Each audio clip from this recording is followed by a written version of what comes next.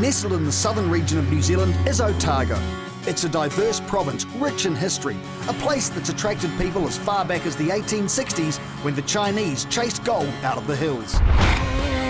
These days, it attracts people from around the world to sample a myriad of attractions from world-class adventure tourism to our colonial past.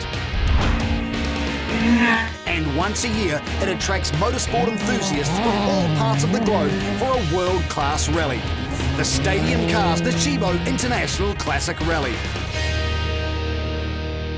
A strong contingent of Australians has crossed the Tasman again to challenge the supremacy of the Kiwis. Former rally champion Geoff Portman from Melbourne returns with an escort, as does Queensland's Stuart Reid. Reid was leading Ari Vatanen in 2012 when the gearbox in his escort stopped his march. That means unfinished business. Yeah, last year we had a really good run, especially on the night stuff. But I really do enjoy the roads, and the opportunity came up to come back over here and run. So we thought, let's come over and do it. Why not? There is no flying Finn this year, but former British rally champion Geoff Evans is here in New Zealand for the first time.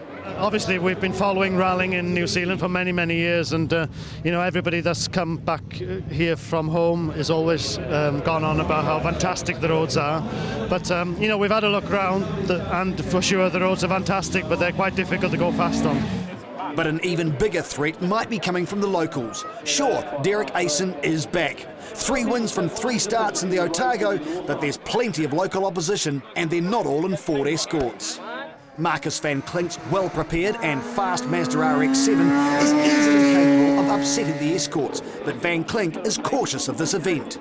Won't throw it away tonight, we'll see how we go. Cautious, and there's a new day tomorrow. It's a long rally, so we'll get through tonight and see how it pans out.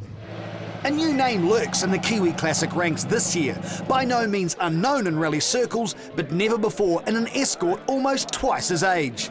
Oh, well, we're given this opportunity by Tony from Stadium Cars, and for me, I never turned down any opportunity of driving a rally car, so it's going to be a lot of fun. Obviously, we haven't really done so much miles in this sort of car before, but we know the roads, and we're just going to go out and enjoy ourselves.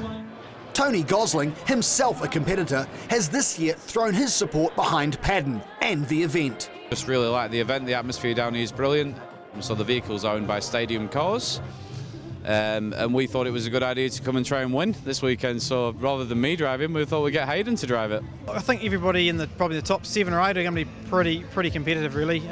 Particularly, obviously, Geoff and Hayden. And Geoff and Stu and Duncan, it's going to be all on. And it's all on in the V8s. We've got 4 V8s seeded together. Got a couple of Aussies that have come to play in my sandpit.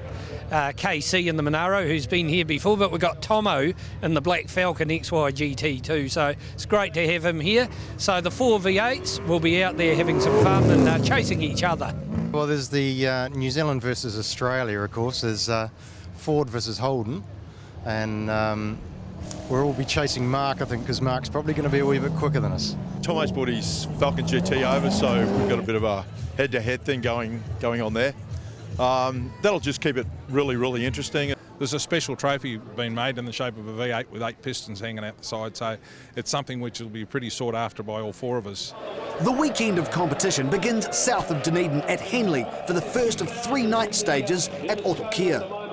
The reigning production World Rally Champion stamps his name all over the first stage. The rest of the competition left in his dust, more than a second per kilometre behind. Flat left, flat right, 200. Geoff Evans settles in, second in stage on the unfamiliar roads, with former WRC co-driver Philip Mills calling the way.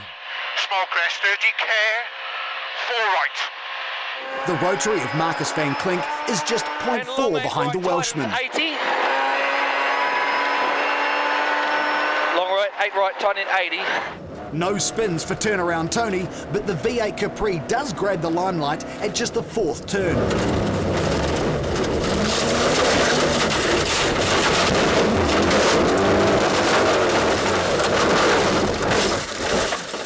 Okay. Oh, yeah. We just went wide and ran out of road, and I floored it thinking we'd get out of it, and we didn't get out of it. Stewie Reid doesn't get out of it either.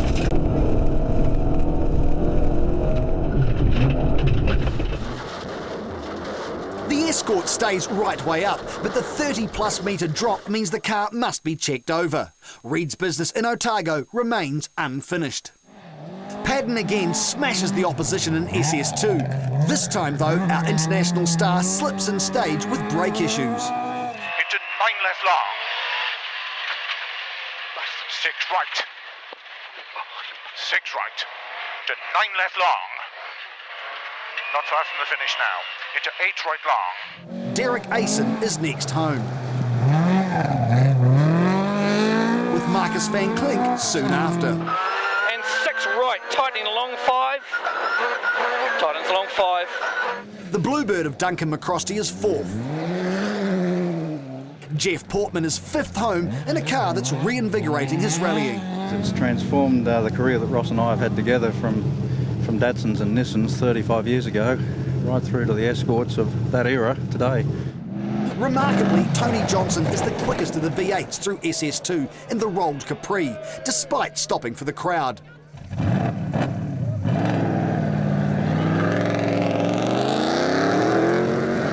The Monaro an easy mark, Callanan moving slowly through the stage with no brakes. Mark Lawton is next quickest.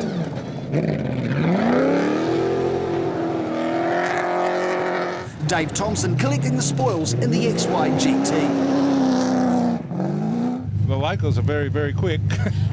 The defending champion hits back through SS3 Whare Flat, beating Padden by just 1 second. 4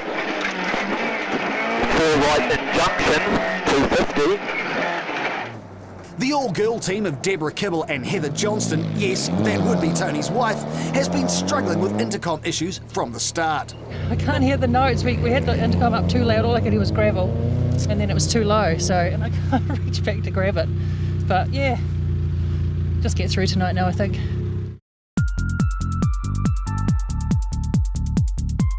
The red sky this morning is a warning for Hayden Padden.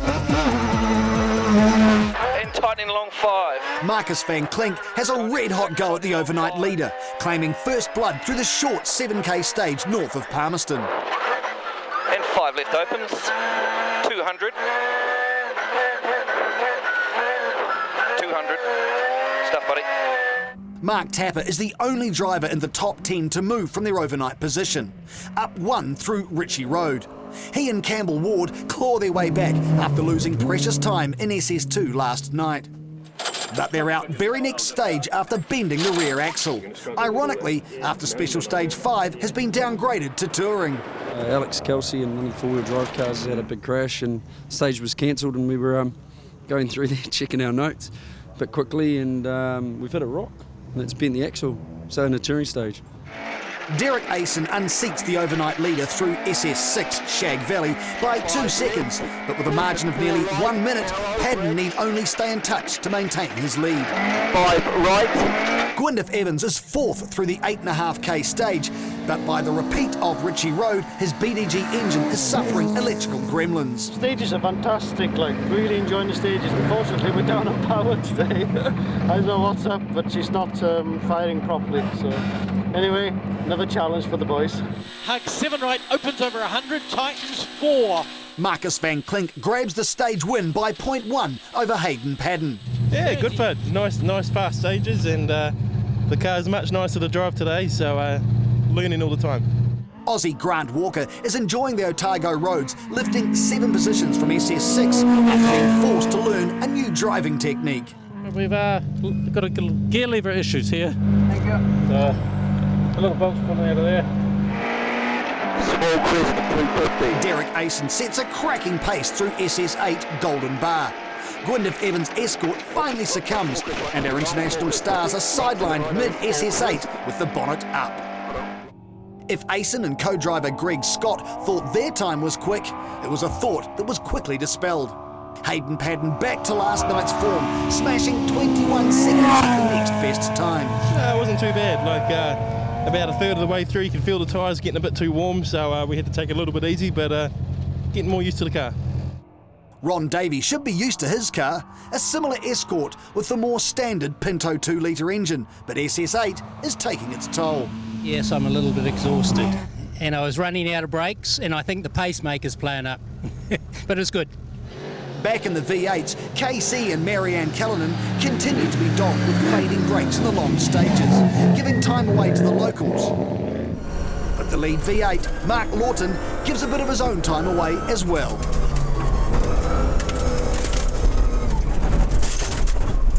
Don't drive off yet. Things begin to come undone through Waikoiti, the penultimate gravel stage for today. 5 left at the end. Geoff Portman's aspiration to win the Otago is slowed.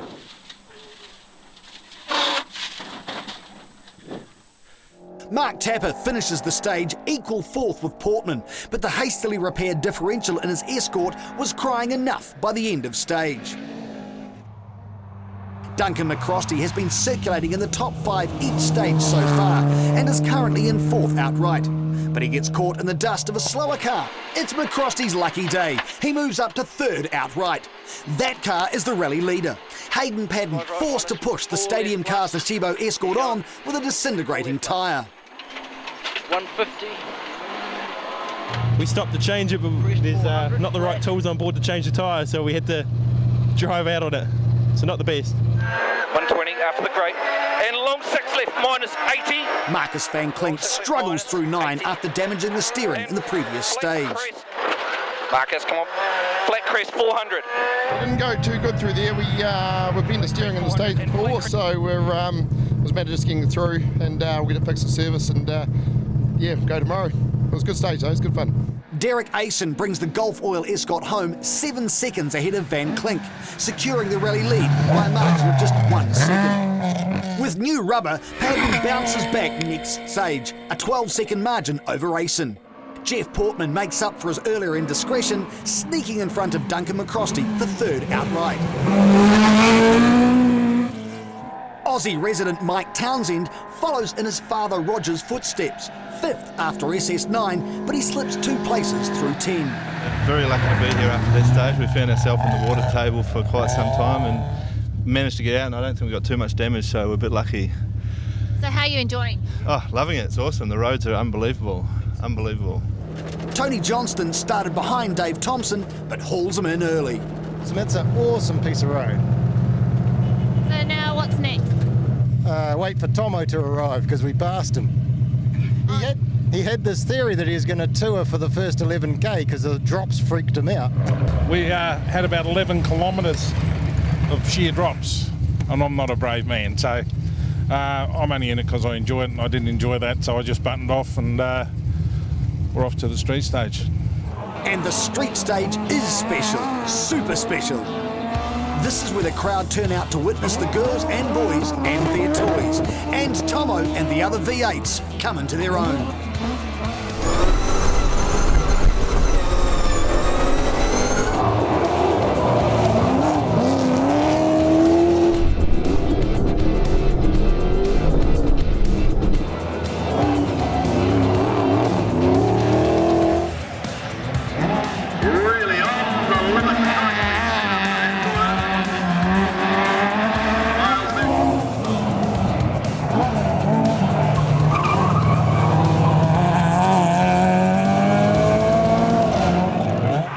Is fast setting the pace. The turbo boost wound up for the short 2k burst around the Dunedin foreshore. This is his stage and he shines. But an Aussie rubs off some of his shine. Grant Walker beating him home by 0.7 of a second to rob the Kiwi of victory on the tarmac. Marcus van Klink, the big loser, this spin costing him 18 seconds. The day's victory goes to Derek Asen from Van Klink, while Duncan McRae grabs third from the highest placed Australian, with Hayden Padden rounding out the fastest 5 in the Stadium Cars Nishibo Otago Classic.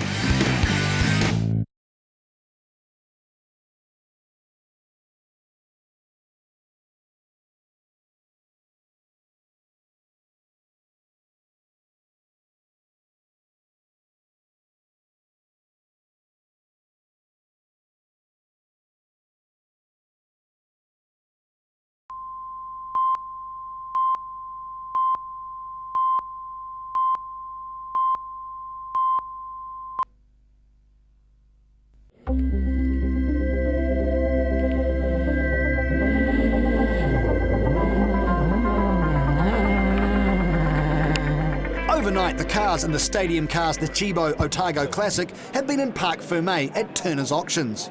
But there's been some action. Geoff Portman shifting up a gear for the final day after changing diff ratios.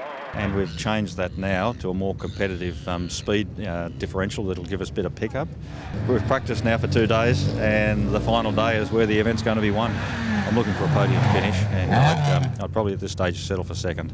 Hayden Padden's hopes of even a second are long odds. He's now here to have fun. Go out and have sideways and have fun, I guess. No, that's what this weekend's all about, and today's stages we enjoy and know them a bit better, so really looking forward to them. Down the field, where the emphasis should certainly be on fun, there's still a bit of rivalry. There is a bit of pressure, certainly, with that, but anyway, we'll just do what we did yesterday and see what happens at the end of the day.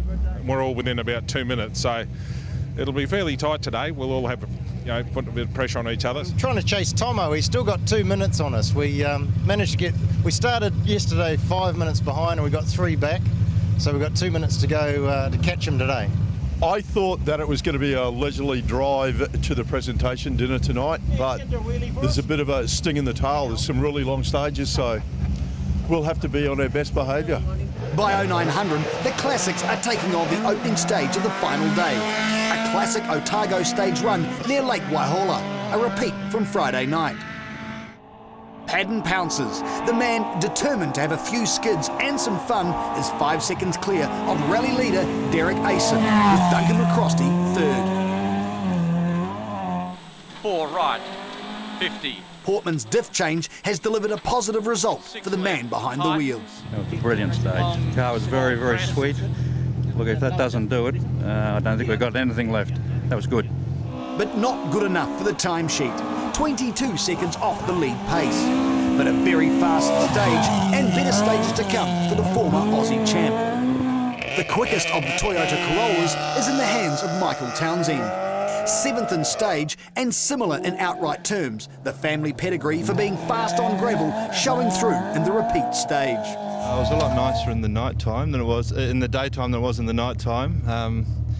A little bit of a slow start, but we got going, and yeah, it was good. Our Northern Hemisphere guest is much happier now as Escort is running on all 4. Oh, what a wake-up call, wasn't it? What a stage, what a fantastic stage, and yeah, we've had a clear stage at last. Fantastic.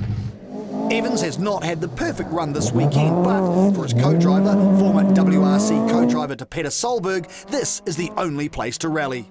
It doesn't matter where you go in the world, historic rallying is a great, great atmosphere. And I don't know why, it doesn't matter if you come to New Zealand, the UK, or go to Italy or somewhere, it's exactly the same. It's a great, great fun, and everybody's out here to enjoy themselves, and it's a great atmosphere. To a 6 left plus. Nothing startling from Marcus van Klink through SS12, but SS13, Prentice, the Willie Rutherford Memorial Stage, well, that's a different story.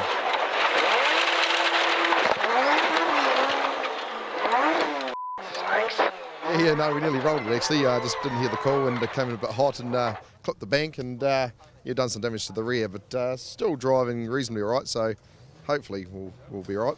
While the Stadium Cars the Chibo Classic is full of escorts, local Ian Begg is driving somewhat against the grain. A bit of an oddball car. In South America there's more of these than escorts, and in Germany in the Classic Rally there'll be 15 of these and 1 escort, so I think people think it's a bit of an odd car, but it's not really.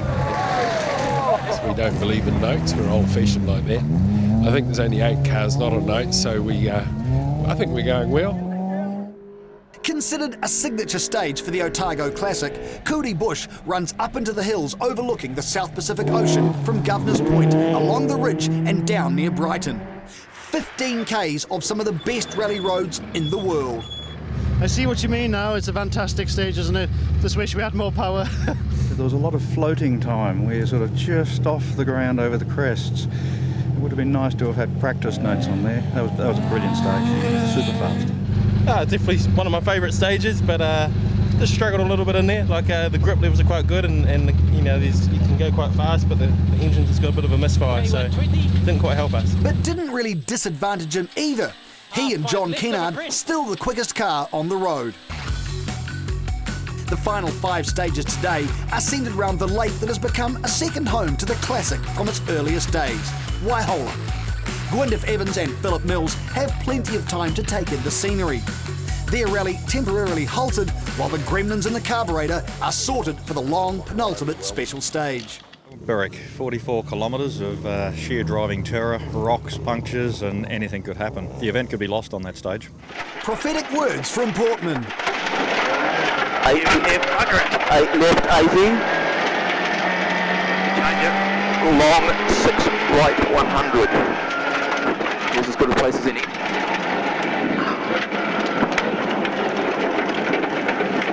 Put your Zeke here.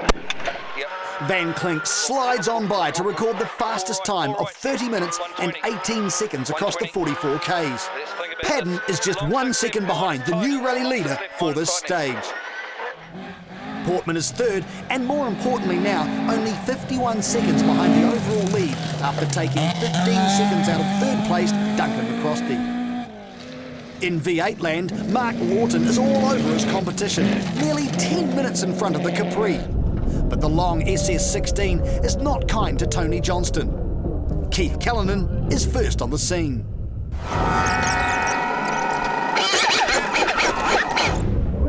Quick. Tell him to stop. So much for competition. Well, we had to pull Tone out of a ditch. That took a couple of minutes, but it was good footage for you. I only did it for you, Robbie.